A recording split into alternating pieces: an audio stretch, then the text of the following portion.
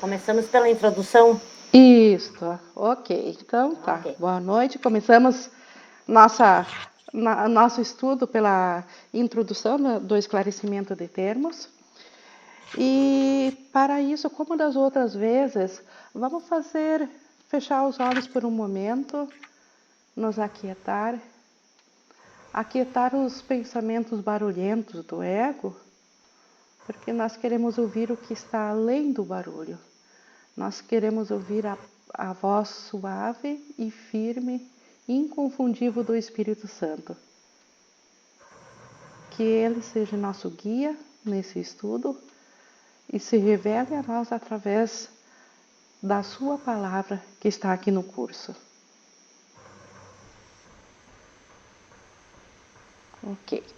Então, nós vamos dar sequência hoje. Às quintas-feiras nós estamos começando hoje um novo dia de estudos. Nós já terminamos a canção da oração, a psicoterapia.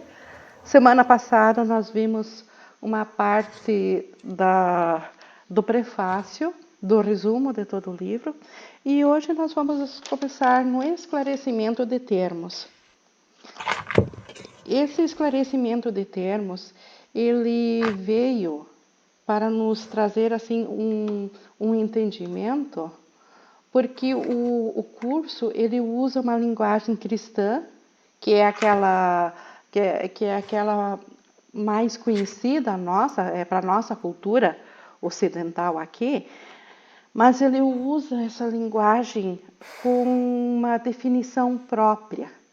Nem todas as palavras têm a mesma conotação do que nós vínhamos usando no nosso tradicionalismo religioso.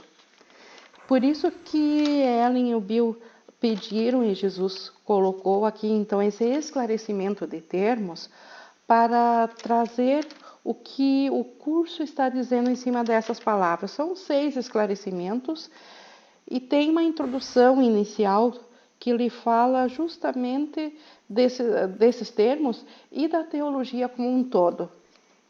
E como toda palavra do curso, também aqui nós temos uma riqueza muito grande de ensinamentos de Jesus. Por isso que nós vamos começar pela introdução, para a gente não perder nada dessa riqueza do que Jesus está a nos passar.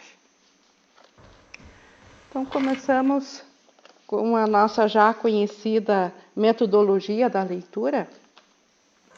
Então, no esclarecimento de termos, na introdução. Esse não é um curso de especulação filosófica, nem se preocupa com uma terminologia precisa.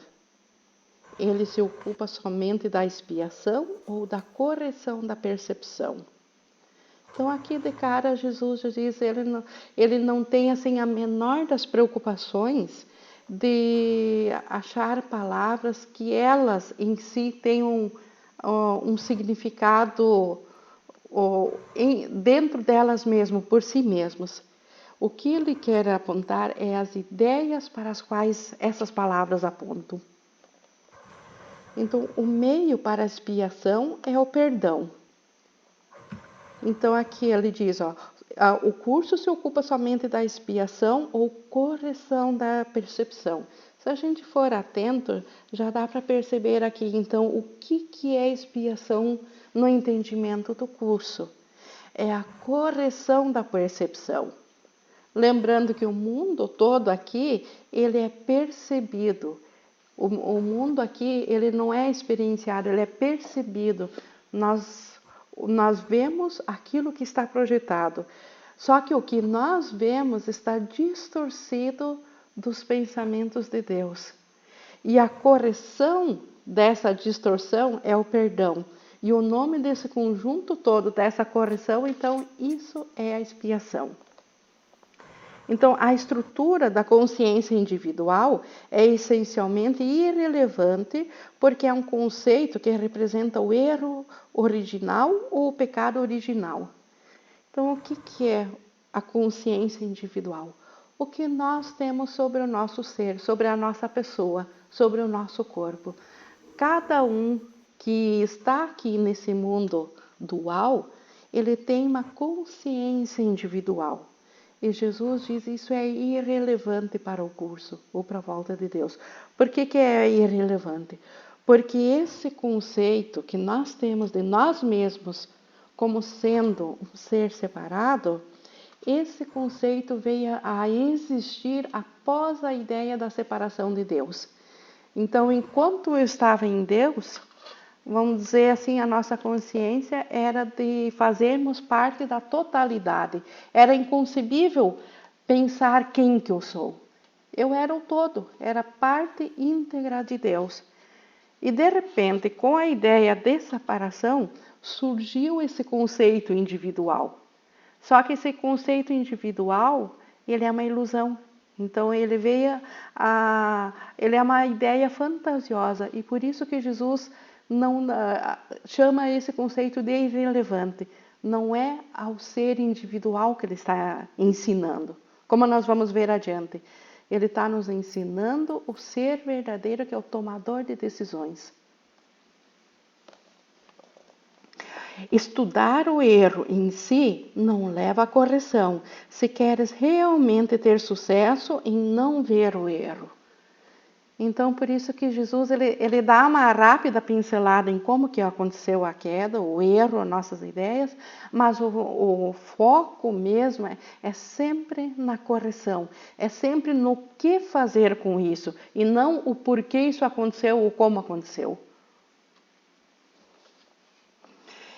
E é apenas esse processo de deixar de vê-lo que constitui o objetivo do curso.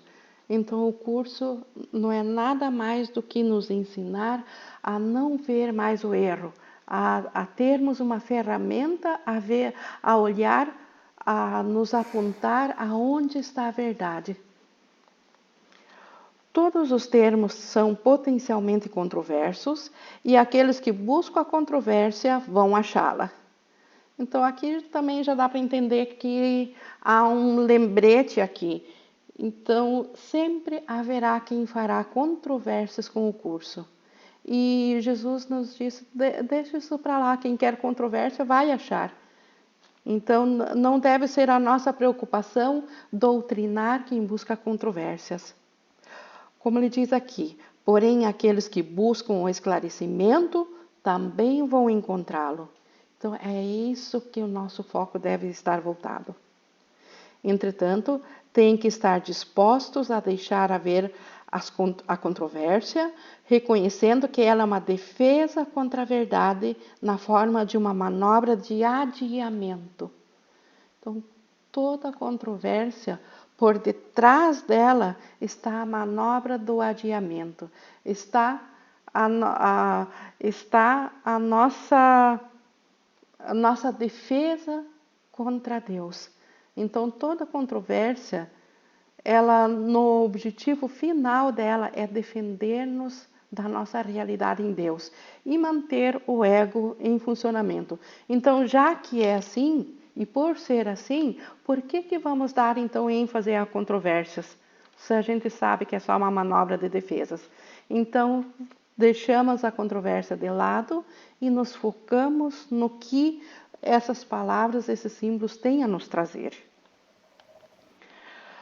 Considerações teológicas, enquanto tais, são necessariamente controversas, já que dependem de crença e podem, portanto, ser aceitas ou rejeitadas. Uma teologia universal é impossível, mas uma experiência universal não só é possível, como necessária. Então, aqui também já está o descarte de nós não temos que doutrinar ninguém, nós não temos que ir em nenhuma igreja e apontar um erro para elas, porque a teologia universal é impossível. Teologia, ela depende de se ter fé no que está sendo ensinado ali. Então, a teologia, ela não tem nada a nos acrescentar. Agora, a experiência universal, sim. Qual é a experiência universal? Ele falou antes na reversão da percepção, ou no perdão. Esta é a experiência universal. Todas as teologias que no seu ponto mais alto levam à correção da percepção ou levam ao perdão do verdadeiro, ao desfazer da nossa percepção equivocada, então estas têm a experiência universal da salvação, a experiência universal que é necessária para nós como um todo voltarmos a nos conhecer como Cristo. É para essa experiência que o curso está dirigido. Só aqui é possível haver coerência, porque só aqui termina a incerteza. Então, a experiência é a que o curso busca. De novo, qual é a experiência? A de que tudo aqui é o sonho e só o que vem de Deus é real. Então, nesse conhecimento existe certeza e em nada mais.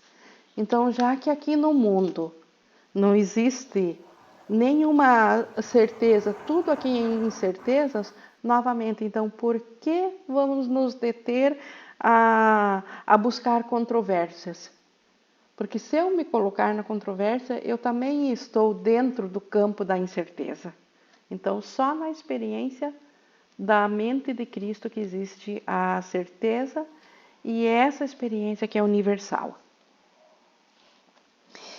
Esse curso permanece dentro da estrutura do ego, onde ele é necessário. Lógico, esse curso aqui, quem já está iluminado não precisa mais do 100, não precisa mais do curso em milagres. Nós que precisamos dele. Então, é para nós, está na nossa estrutura, na estrutura do ego. O curso não se ocupa do que está além de todo erro, porque está planejado somente para estabelecer a direção nesse sentido. Então, o curso não se ocupa em nos ensinar o que é o amor. Esse não é um curso de amor, como eu já vi aqui falando na internet, isso é um curso de amor. Não, ele é um curso que aponta para o amor. Ele é um curso que ele está dentro aqui do erro, mas ele aponta o que está além do erro. Ele aponta aonde está a nossa realidade. Ele não está dentro da realidade, mas ele mostra o caminho para nós chegarmos a ela. Então, essa é a meta do curso. Por conseguinte, o curso usa palavras que são simbólicas e não podem expressar o que está além dos símbolos. Então, o próprio curso é tão limitado quanto o ego. Ele não pode expressar mais do que os símbolos ou mais do que nossa mente egóica consegue compreender. E é só o ego que questiona, porque é só o ego que duvida. Aqui de novo, no céu não há dúvida, há certeza. Então, quem tem certeza não precisa duvidar, muito menos questionar. Então, todo questionamento e toda aprendizagem precisa vir dentro da estrutura do ego, porque é lá que existe incerteza, é lá que precisamos aprender. E o curso fecha, então, essa lacuna. O curso apenas dá outra resposta, uma vez que tenha sido levantada uma questão. Então, o ego tem uma resposta para todas as questões, a gente já viu isso. E o curso dá uma outra resposta. É isso que ele faz aqui no tempo. No entanto, essa resposta não tenta apelar para a inventividade ou para a engenhosidade. Esses são atributos do ego. O curso é simples. Tem uma função e uma meta. E nisso ele é completamente consistente, porque só isso pode ser consistente. Então, como a gente já viu, a meta do curso, apontar para nós, para a nossa mente certa, para o Espírito Santo. O curso nos deixa nas mãos do Espírito Santo, como revertendo a nossa percepção.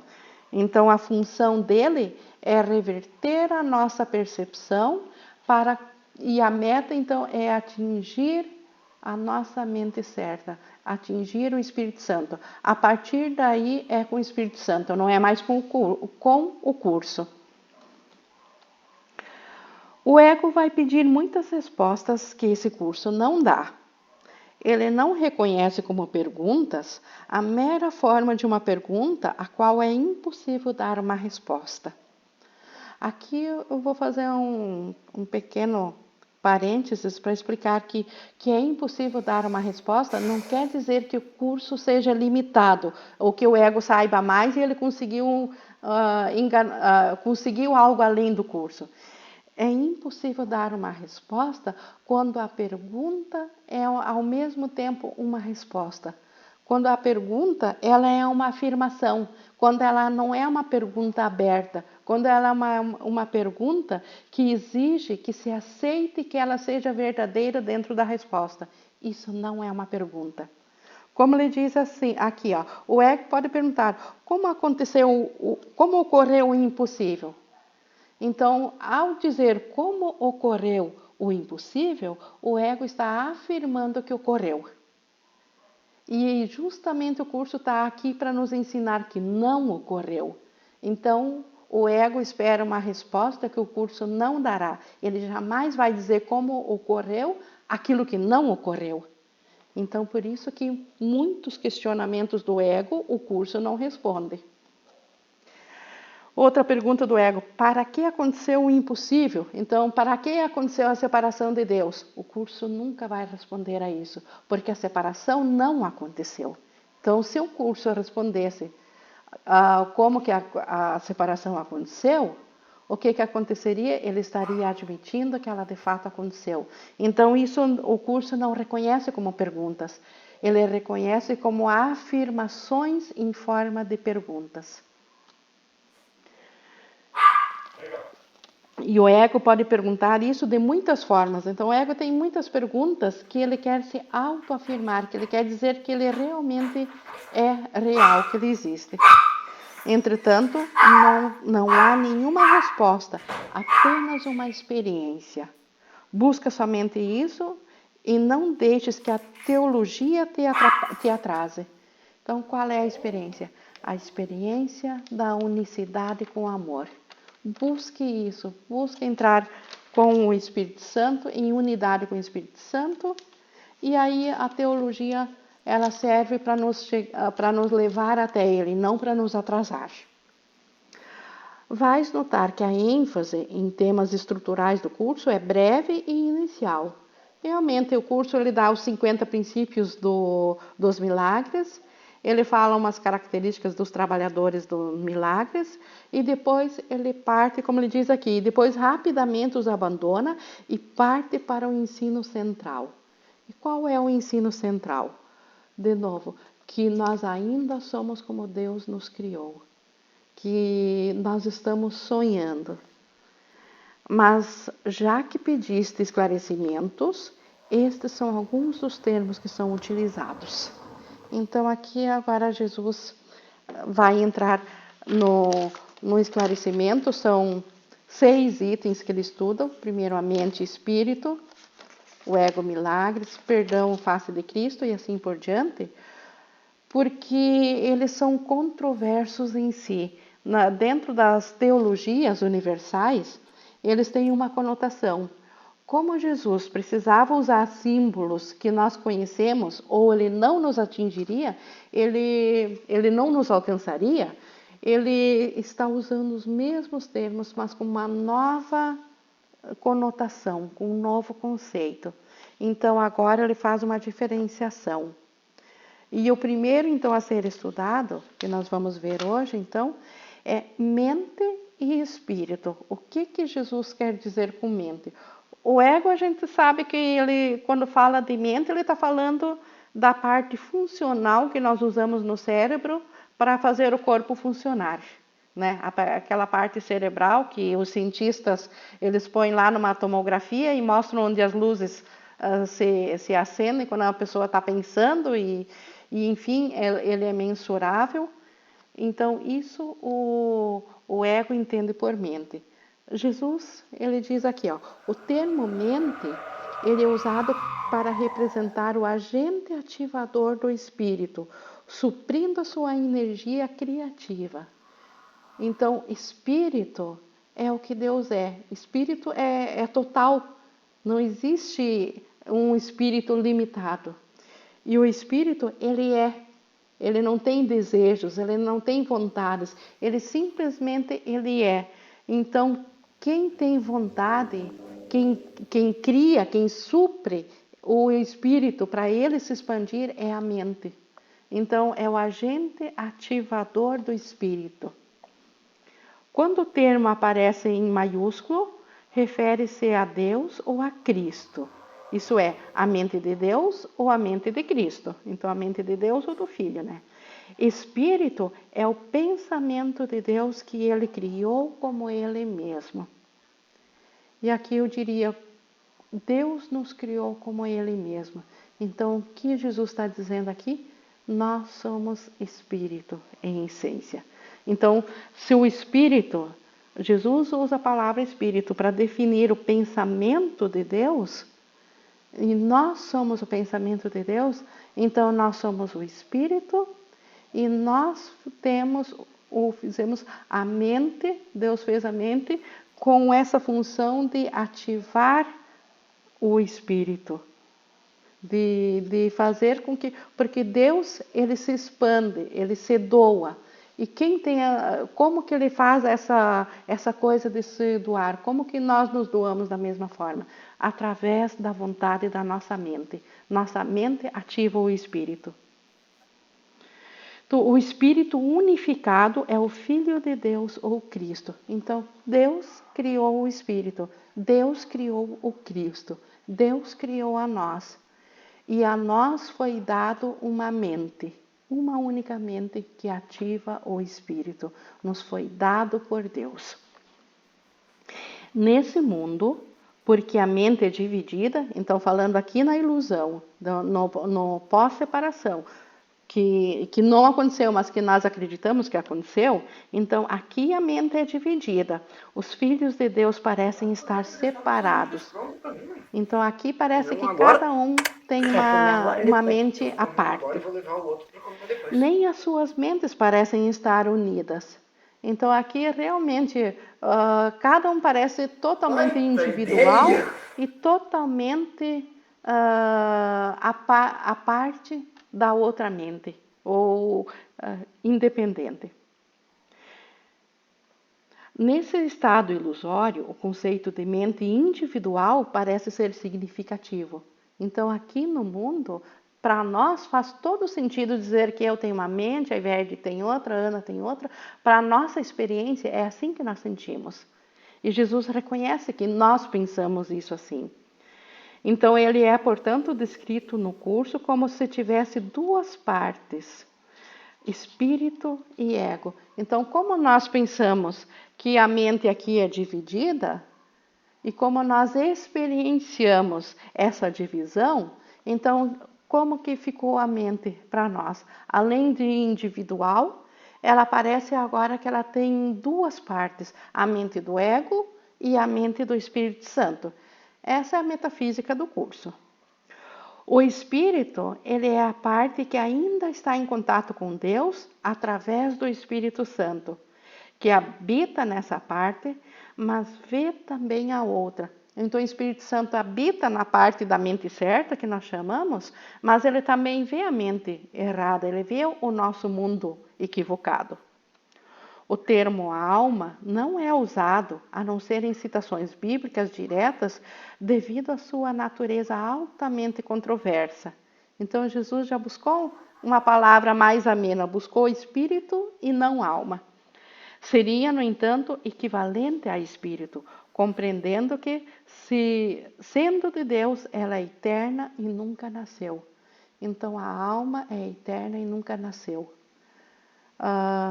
Está na Bíblia, assim,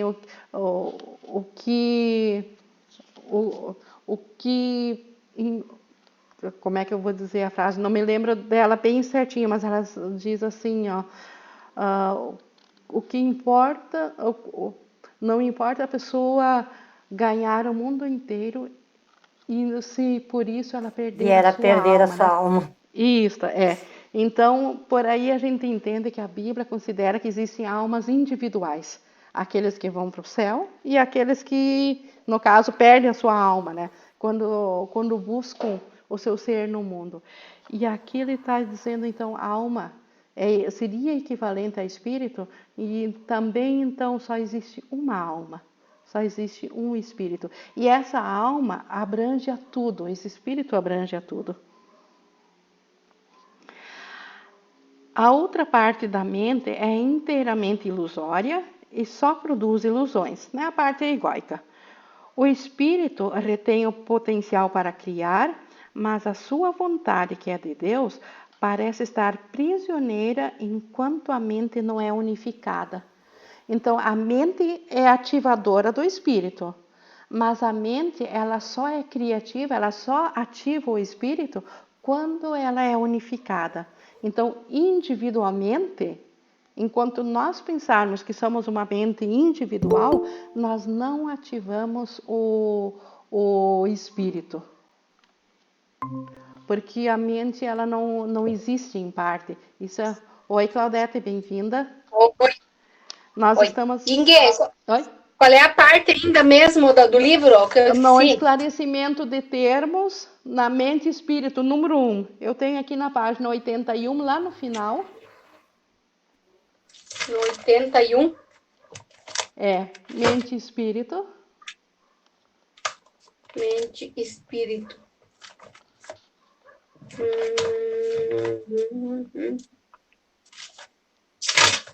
Já tô indo para lá. Aham. Pode ir lendo, pode falando aí. Nós estamos no quarto parágrafo, até vou repetir ele, que então a parte do ego, ela é ilusória, né? Ela não existe, é na ilusão e produz ilusão. E aqui o espírito retém o potencial para criar. Então, o potencial, o espírito é essencialmente o próprio potencial de criar, mas a mente não o ativa enquanto ela não souber que ela é unificada, enquanto ela não experienciar isso. A criação continua sem nenhum decréscimo, porque essa é a vontade de Deus. Essa vontade é sempre unificada e, portanto, não tem significado nesse mundo. Não tem opostos nem graus. Então, a vontade de Deus, ela é num nível de completeza absoluta. Ela não tem opostos. E como o mundo da ilusão é totalmente feito de opostos, essa vontade não entra aqui no mundo da ilusão. Não existe vontade de Deus aqui. Deus desconhece. O Espírito desconhece uma vontade aqui na ilusão. Então, o potencial de criar, ele está retido. Então, o que acontece? O que sobrou aqui na ilusão? Projetar. O ego, ele não cria, ele faz, ele projeta. Ele não se estende, ele projeta e depois percebe aquela imagem que ele projetou. Então, o que nós somos? O que é o mundo físico? A imagem que a mente projetou. Então, a mente projeta uma imagem e projeta também um perceptor da imagem, que é nosso corpo sensório, nossos órgãos sensoriais.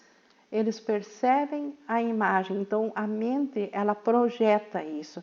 Então esse é o diferencial do espírito que cria, e tudo que ele cria, ele se estende, é eterno. E a projeção, ela é uma ilusão, ela não é nada. Ela é simplesmente aquilo que é um desejo, não é a vontade.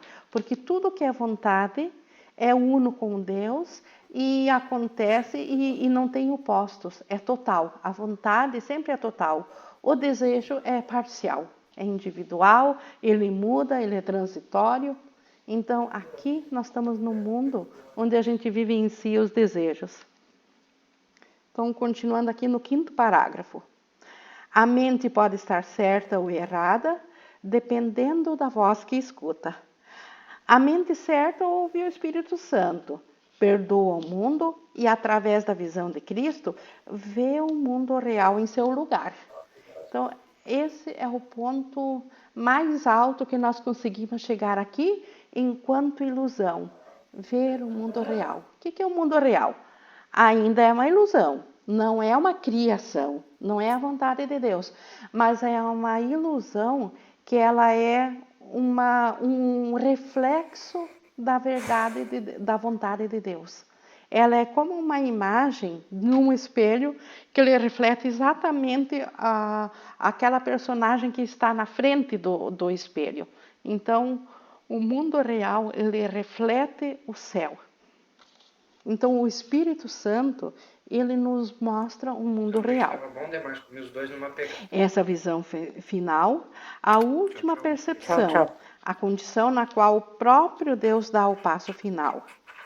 Aqui, o tempo e as ilusões terminam juntos. Claro que enquanto houver ilusão, vai haver tempo, e enquanto acreditarmos que o tempo existe, estamos na ilusão. Porque Deus é atemporal, Ele é eterno, Ele é imutável. Então, na percepção do Espírito Santo, quando nós só tivermos na nossa mente a percepção do Espírito Santo, Deus dará o último passo, que é a transformação da percepção em conhecimento. Seria a volta de novo a Deus. Já a mente errada, ela escuta o ego e dá origem a ilusões. Percebendo pecado e justificando a raiva, vendo a culpa, a doença e a morte como reais. Isso aqui, ninguém duvida que aqui dentro do mundo nós acreditamos que isso tudo é real, que a raiva é real, que nós sentimos que a morte é real, que a culpa é real, que eu sinto.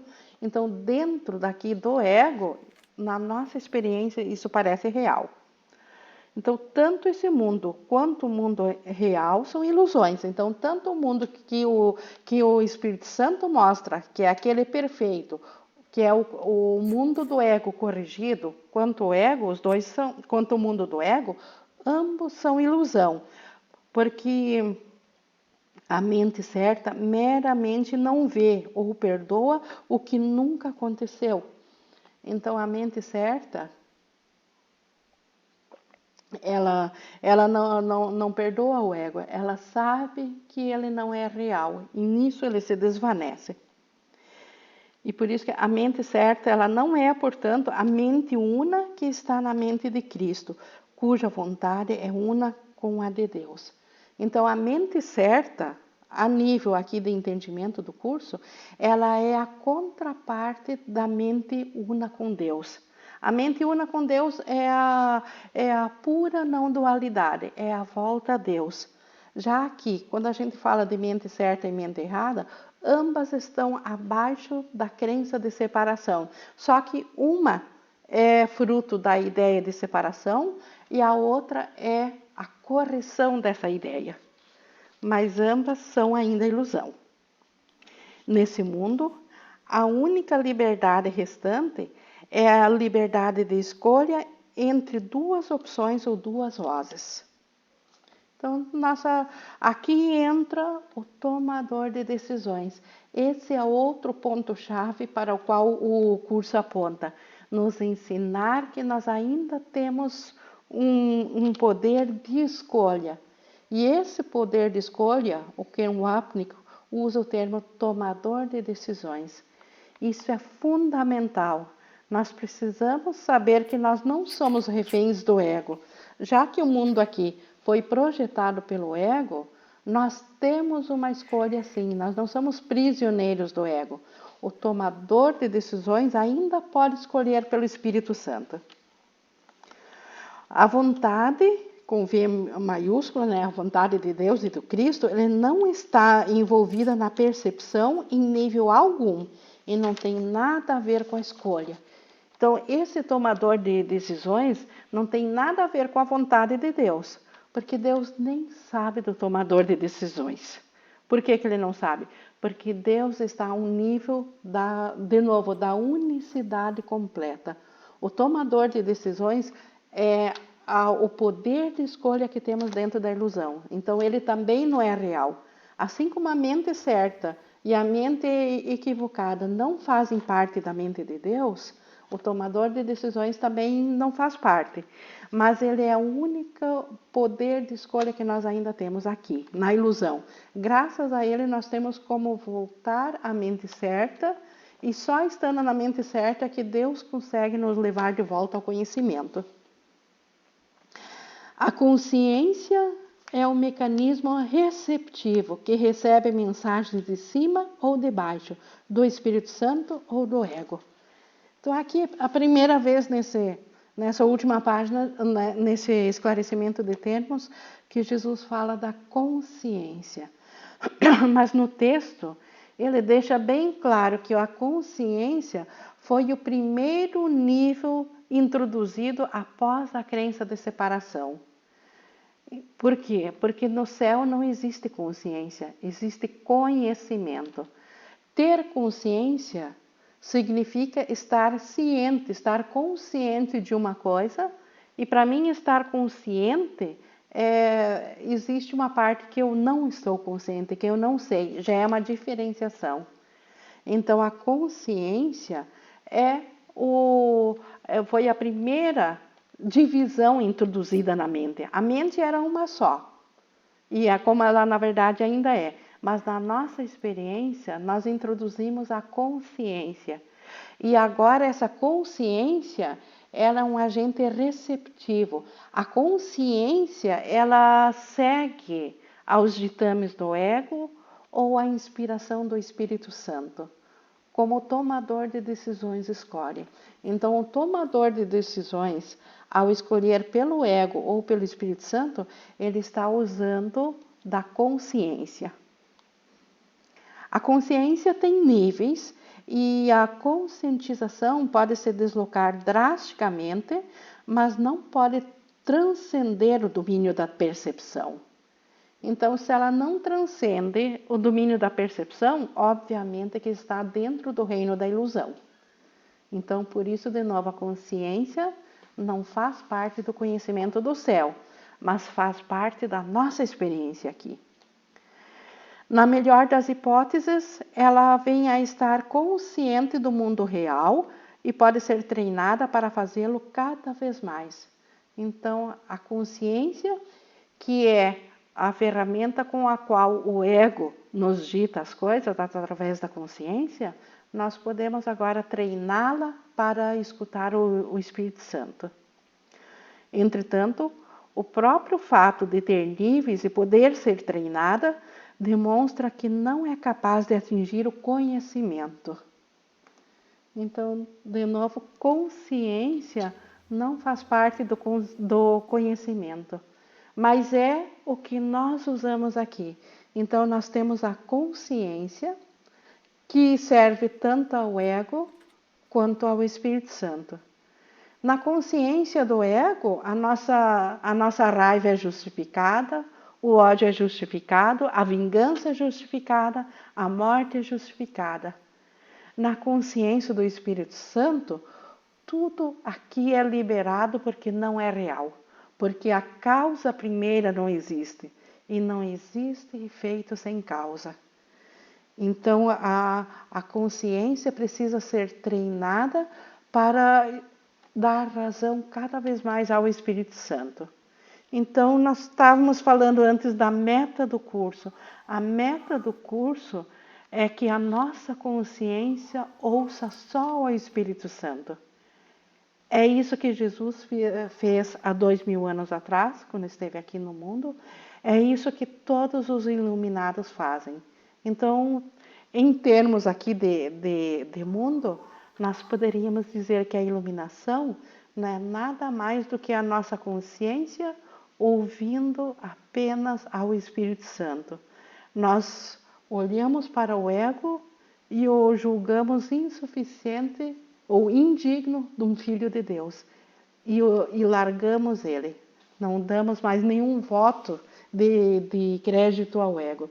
Então, esse poder nós temos dentro de nós. Então, o poder de escolha é poder escolher dentro da nossa consciência o Espírito Santo. Com isso, então, a gente encerra essa parte. Temos 10 minutos, vamos abrir então os microfones, deixar para nossa interação. E seguimos semana que vem com o ego e o milagre. Perfeito. Viu, Inge? Sim. Sabe que essa parte da consciência aqui, eu tinha colocado até um ponto de interrogação, acho que foi uns meses atrás que eu tinha lido, e tipo, eu tinha entendido, mas eu tava com uma dúvida, sabe? Mas agora foi bem esclarecedor para mim, viu? Até eu tinha colocado um ponto de interrogação que eu queria perguntar para ti, né? Mas como não tem a gente não tem se contado tanto, Sim. daí, mas agora deu oportunidade de eu sair, voltar e ainda conseguir assistir um pedaço da aula e tirar a minha dúvida. Que bom. Foi bem aproveitado mesmo, viu? Valeu a pena. Tudo com o Espírito Santo, guiado pelo Espírito Santo, né? Então a gente vai dando certo. Coisa boa. Que bom, entra o propósito dele e te permitiu, na tua disponibilidade, ele te trouxe o que tu estava pronta ou o que tu queria aprender. É verdade, verdade. Muita gratidão. Bom. Ana, Sim. Ivete, Ana quer fazer umas Não, acho colocações? que foi muito, muito esclarecedor os termos, né? Muito, muito bom a gente ler isso, porque é uma parte do livro que a gente lê e passa assim muito, muito rapidamente, né? Depois, porque eu pelo menos li, e daí eu queria ir mais para a leitura do texto logo, né? Sem me fixar muito nisso. Eu acho que é muito bom a gente ler isso e ir comentando assim como tu fez, né? Sempre esclarece muito, muito melhor do que sozinha lendo isso aqui, né? Acho que hoje foi muito bom também. De novo, sempre é bom. O que eu admiro nesses trabalhos de Jesus é a genialidade dele, que ele traz o ensinamento do curso todo em todas as colocações dele. Se a gente observar, que nem aqui no esclarecimento de termos, mas ele está ensinando o curso. Em toda parte do curso, ele traz o ensinamento total. E isso é maravilhoso.